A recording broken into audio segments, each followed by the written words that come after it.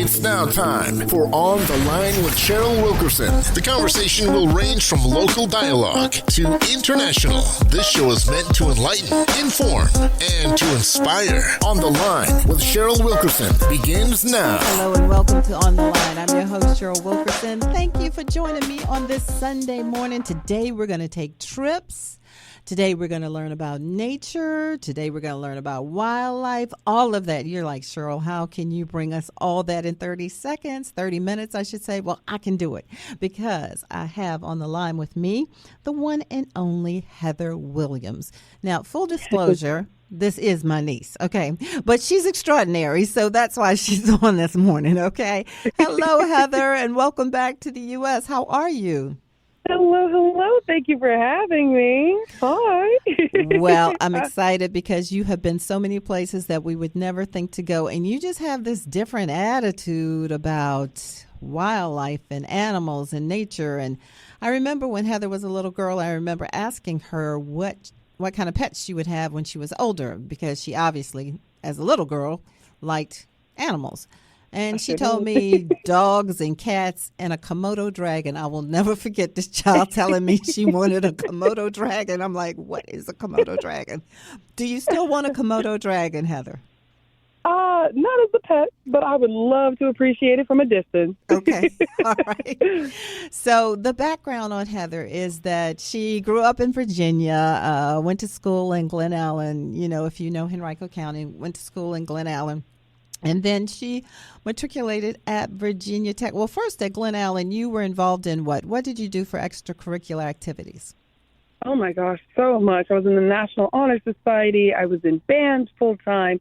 I played 2 different instruments. I was in the soccer team.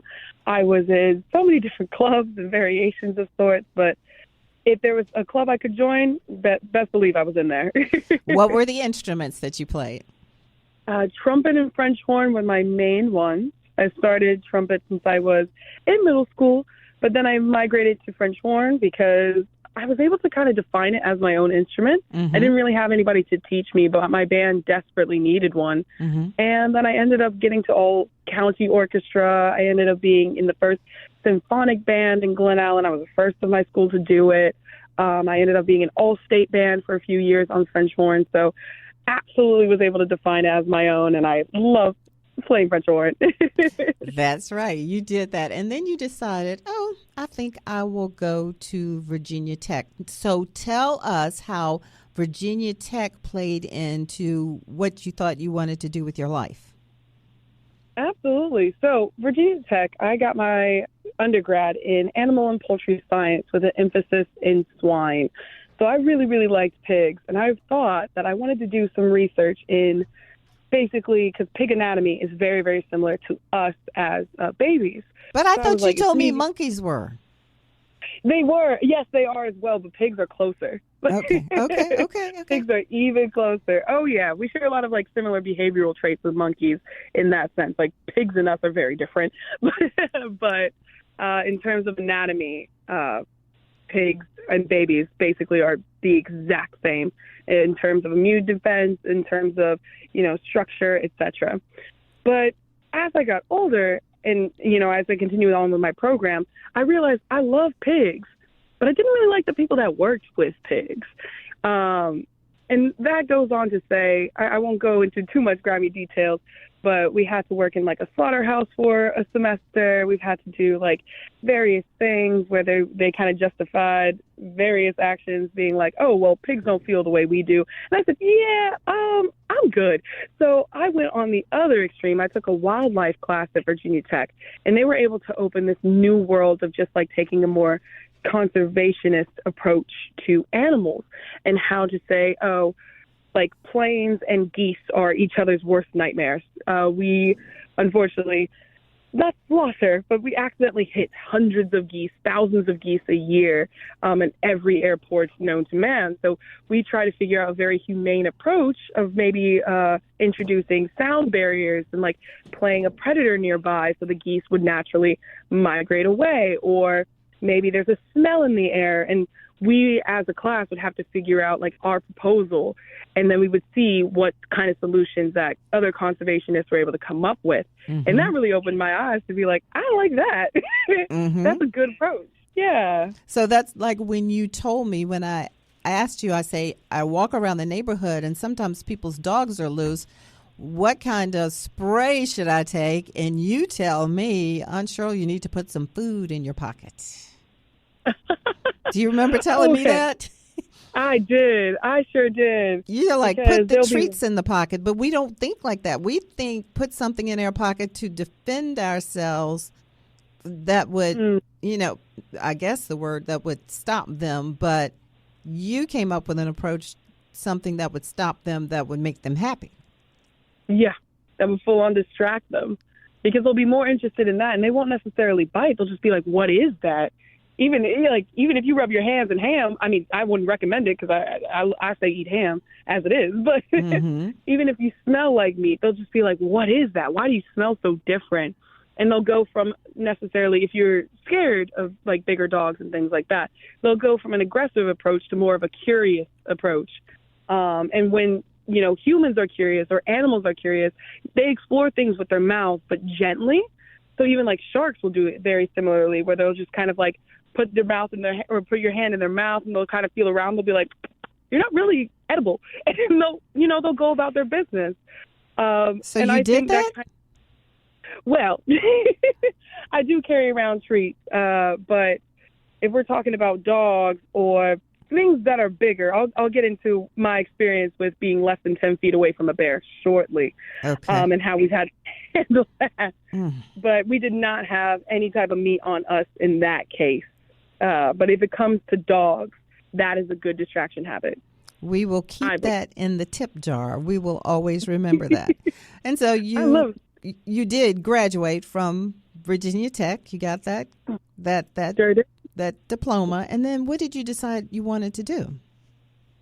Well, that year was the year that COVID hit. So everything in the world was basically at a standstill. And when I graduated, I had a lot of time to reflect and, question what I wanted to do, quote unquote, for the rest of my life.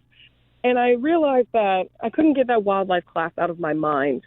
So I looked at a few classes overseas to start with, to see what kind of programs they had to offer. Because, my experience with working with people that are from all around the world, I've had friends that are from England, Colombia, Switzerland, Russia, Sweden. Like, I've met people from all across the world, all walks of life. And they were telling me like their educational programs were some of the best they've ever had. And for a fraction of the price. That's true. That's true. It's very true. My Scottish friends, their education as well as master's education is completely free, which is just like such a weird concept to wrap my head around as well, especially as, a 21-year-old girl. But I decided, I was like, why not? Just take a peek. And if I was interested in something, why not? And I found a few programs. I found one at the University of Kent. I found one at the University of South Wales. And I think I found one in the Netherlands, and the name escapes me. And there was the University of Bristol, now that I remember. Yeah, the orange and white. That's it. And then I found a few programs in America, and I think it was like Texas A&M, Iowa State University, and there was one other. But what I noticed is the locations of these schools were very, very different demographically. The UK overall is just so much smaller that I wouldn't be 30 minutes away from any near city. I'm just right around the corner. I could be in a heavily populated area, but also another, 30, 40-minute drive or train ride, I would be in the complete wilderness. Versus if I was in Texas A&M, and no hatred, obviously nothing, no hate to them, because I love the school, it was gorgeous, but I would be a little bit in the middle of nowhere, and especially with Iowa State University as well. And also in looking at prices, I was just like, I think University of South Wales had everything I wanted, the ability to travel, the ability to like not only apply things in my classroom onto a piece of paper, how well are you able to not necessarily regurgitate knowledge, but how well are you able to apply it, but how well can you apply it in the field? Like, can you go to a completely different place, understand their ecosystem, apply what you've learned in the classrooms to maybe better practices for the local people of wherever we go? And I really loved that freedom of us being able to choose where we go as well. It was just an unbelievable experience. But that's the reason I chose the University of South Wales. And so when you told my brother and my sister-in-law you were going to go to Wales, what was the reaction? Where is that? Which is absolutely fair. In my mind, before I even did research, I just found out, the university's names. And rather than Googling, my mind just put Wales next to Norway for some reason, or where Norway was on the map or is on the map. I didn't even think it was attached to England. Mm-hmm. I had no idea because on our map, it's not defined as Wales. It's just you have Scotland and you have England. And that's it on most of our maps in the United States. But most people did not know where it was, didn't know much about it. And I did some research for just like the area itself, because it's important not only to know, the program you're going to go into, but what's the area like? What are the people like? What do they have to offer you as a community? And Wales offered me everything and more. I will preach to the high heavens that Welsh people are some of the nicest, most approachable, southern hospitality, clean, just this beautiful, sweet people that reminded me home away from home. Wow, that's wonderful. And when you got into that program at the University of South Wales, you went to other countries. Can you take us on a junket of where you went? Absolutely. So the first trip we went to was in Wales, because half of us were from all around the world, and the other half of our program were from Wales or England. So we had people from Sri Lanka, Bangladesh, Canada, America. We had people from India. Like, it was just a beautiful blend of culture. So obviously they wanted to take us somewhere in Wales first. So we went to this place called Pembrokeshire, which I cannot pronounce it without saying the accent. Okay. Pembrokeshire. But we watched seal migrations, and, they were able to migrate there, and then they laid their pups, and we were able to watch over the week as they got older, and they would come out and feed them. We did bat and bird surveys. It was just this beautiful introduction to wildlife as a whole. But as the program progressed, we started going further out. We went to the Highlands in Scotland, which was gorgeous. We drove by the Loch Ness, which was amazingly beautiful. Mm-hmm. The wildlife out there is so pristine and it's so gorgeous. But while we were out there, we were supposed to evaluate beaver reintroductions within the UK. Because of, over-fertilization and things like that, lots of beavers have basically not been able to reproduce because of the chemicals in the water and constantly, land being expanded on, and they just didn't have enough room to prosper. But now that we've lost them, we've noticed our ecosystem has basically hit the fan, and we needed to restore that in some way. So they started to reintroduce beavers back into the ecosystems to see what kind of effect they would have on it. So now we're in the monitoring stage and seeing how well they're doing, how well their pups are. It's absolutely beautiful. But we spent about 2 weeks up there in Scotland. Mm-hmm. And afterwards, we got to spend 2 weeks in Mexico. And that was absolutely beautiful. We spent 2 weeks in the Yucatan Peninsula, which is, if you imagine Mexico kind of like a mermaid's tail. We were in the tail part of the mermaid. Mm-hmm. We spent 1 week in the jungle. We've had wait. Slow down for me. Okay, what is in the jungle? What's in the jungle? You have jaguars. We got, I believe, mountain lions, pumas-ish, a very much variation of that. You have these really aggressive, gorgeously colored turkeys. But what are you in, Heather? What are you in a house? Are you in a cabin? What are you in? We are in a tent in the middle of Mexico during the little spring turning in summer. So it was about March, April time. So it's easily over 100 degrees a day. We are sleeping in a tent for the first week. Yes, ma'am. But how are you protecting yourself against if a mountain lion comes, a jaguar comes? I don't understand. No, they have lots of, deterrents for them walking in the camp. But the best, I think, mode is like we had people from the local area kind of guide us. So even if they found tracks way before we did, they would guide us. So, we don't even interact with them. We never got to see those big cats in person, thanks be to Christ. Okay. But even then, because most of the cats are completely nocturnal. So if you were going to use the bathroom at night, which there were no lights provided, you only had your flashlight or your phone, which, that lasted about, 3 days because we didn't have electricity out there. You would have to wake your roommate up, be like, hey, this is where I'm going. If I don't come back, you got to let me know. You got to let somebody else know who is from the local area. But nothing bad happened to any of us. Literally, they protected us at all costs. Even when we went reptile hunting, we had this guy, I believe his name was Pedro. He was amazing. He would see a snake and be on the ground in 0.2 seconds. It was unreal. The way he would just dive on the ground and be like, all right, this is slightly venomous, but here you go. Like, take a look at this one.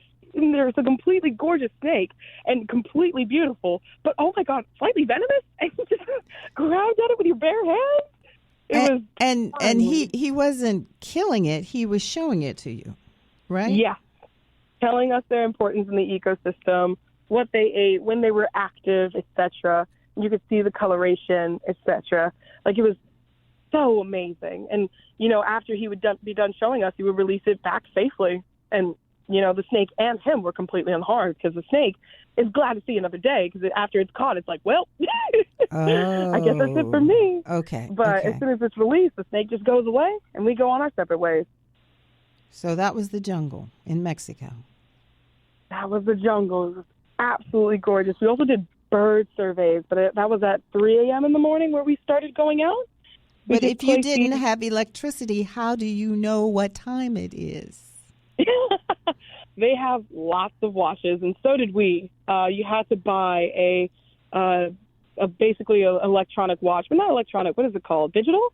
Okay. I believe. Mm-hmm. But just something where, we all set the times at the same time, and you could set alarms on those because it's like the cheap ones from, I would like to say Target, but I know I bought mine on like Amazon because we don't have Target in the UK. Mm-hmm. But yeah, okay. Literally that's how we kept all of our time. And what did you do for food? Oh, they cooked for us. Who is they? The local people.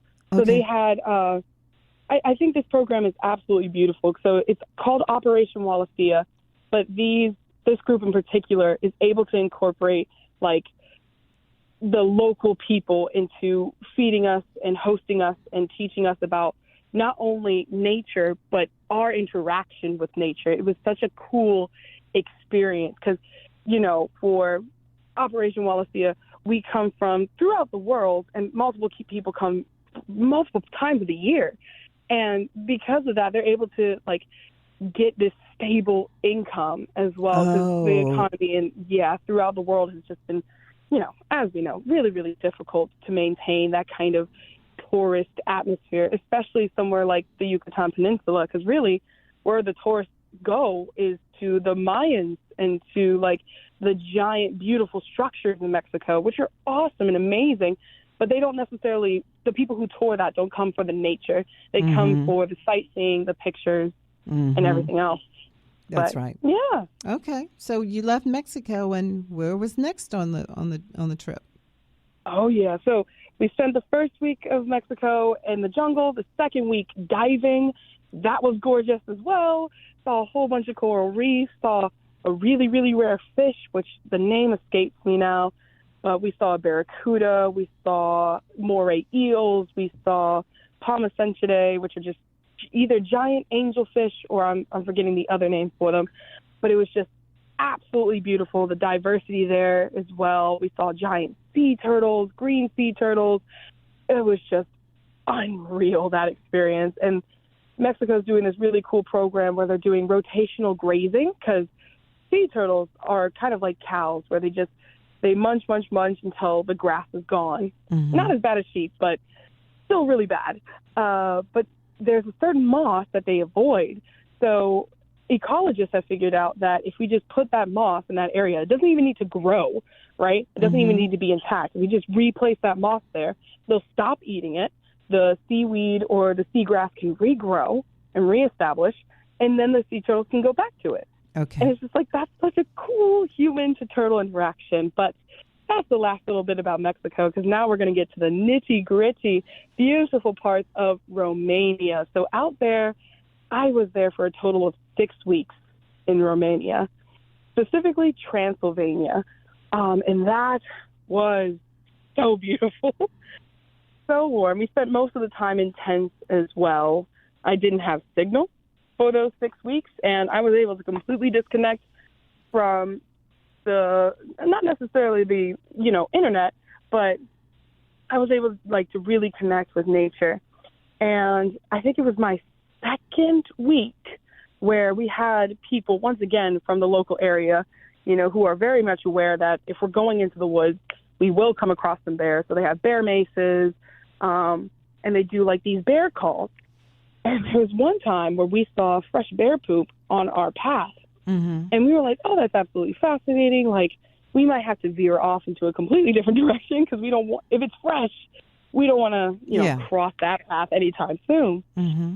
And sure enough, we made a sharp right, and we kept walking down this very heavily wooded path, but it's it's further away from the bear, or so we thought. And all of a sudden, we're doing our clapping, our hooting and hollering to let the bear know that we're there, so it needs to move out. Mm-hmm. But all of a sudden, when somebody does that clap, you see these giant bush just start to shake. The whole vegetation around us is just sha, sha, sha, sha. And the next thing you see or you hear are just these bear paws going, stop, stop, stop, stop. And we are screaming at the top of our lungs so that the bear, gets frightened. And it's like, oh, okay, gotta go. These are a threat. And I even had to bark because if you imitate a dog, dogs, for bears at least, they exert a lot of energy for bears to even think about killing them. So 9 times out of 10, if they hear a dog sound or a bark, they'll veer away because they're like, that's a lot of energy. That's a lot of time. I don't have time for that. I'm going away. And bless, the bear left. I'm here to tell the story. Oh, my gosh. But we were less than 10 feet away from a bear, and brown bear at that. And Heather, if you're just joining us, I'm talking to Heather Williams, and she has her master's in wildlife conservation and management, and she has always been an animal lover, a creature lover is what I call her. And so one day I asked you, I said, Heather, is there any creature that you are not fond of? That's the way I phrased it. What is your answer to that question? Oh, now looking at it? Mm-hmm. But any creature I am not fond of. There's only one. Okay. And the one that I am not a fan of are huntsman spiders in Australia. Because? Well, they are overtly friendly, if that makes sense. They don't understand their size. They're about bigger than the size of your hand, even though their body is maybe your thumb size. They have these really, really long, hairy legs, and they growl. They're not venomous. They're not at all going to bite you, but they love to do jump scares. So huntsmen are very jokey, and I think they just have this very pranky personality where they'll literally just, if you're driving in Australia, they will just drop in front of you as you're driving, just to hop on your lap. Mm-hmm. And just out of pure haha, I gotcha. Animals like that, where the logic is almost human-like. I'm like, whoa, whoa, whoa, whoa, whoa. Oh, my gosh. You keep your space, I keep my space. But anything else, I am totally here for. From everything small as flies to as big as bears, I'm here for it. And so tarantulas, scorpions, all of that is okay in your world? 100%. I came across a lot of tarantulas and scorpions in Mexico. Absolutely adored them. They were so fascinating to watch. This is just I could just talk to you because I just try to get the philosophy of how your brain thinks differently than most people are thinking. A bear oh, that's scary, I'm going to run. A tarantula, oh, no, that's not good. But you don't think that way. What did you tell me about flies? What did you tell me about why I should love flies? Yes. Okay. I can preach this to the high heavens. In Romania, we have this really, really nice woman. Her name is Erica McAllister. She works at the Natural History Museum in London. She travels the world teaching and preaching about flies. And me and her had the opportunity to sit down. And actually, no, we were going out and catching flies. And she was telling me that if you like chocolate, flies are the only pollinators in the world for chocolate. Flies. If that fly species, yeah, right? Flies. If that fly species were to, decimate at some point, we would not have chocolate. We would not have chocolate. Not at all. We would have fake. Yeah. We only have about 4 minutes left. This is amazing. So a couple of things I want to get to. What are you doing now, and what are you going to do in the future? Ooh. So right now I am teaching in England. I teach full-time as a teacher. I teach all 3 sciences, so biology, chemistry, and physics at the moment. And that's to secondary school, so high school, basically high schoolers and a little bit of middle schoolers because they do school slightly differently over in the UK. That's been absolutely fascinating. And then in the future, I really want to dive into my love of flies. I haven't been able to get it out of my mind. I'm starting an ecology club at my school where we're going to go out and actually try to catch flies and ID them and just understand their importance because little guys go unnoticed. And I was like, they're so important in terms of... Heather, no. We see flies. Like if we sit out on a patio and eat, we see the fly. We say, oh, I've got to kill the fly. We don't think about it like you think about it. You see what I'm saying? I do. Don't kill flies. If you want to take that energy, please just kill wasps. Okay, that's a different story, huh? Yeah, no, that's a completely different rant. Or even my butterflies. I've never really liked butterflies, but my now dislike for them is justified because they're terrible pollinators. But bygones be bygones. Well, what about ladybugs? Ladybugs actually really, really good pollinators. I will give them that. They're really, really cool. See, most of the things that we that aren't in love with creatures think are okay, you are like, mm-mm.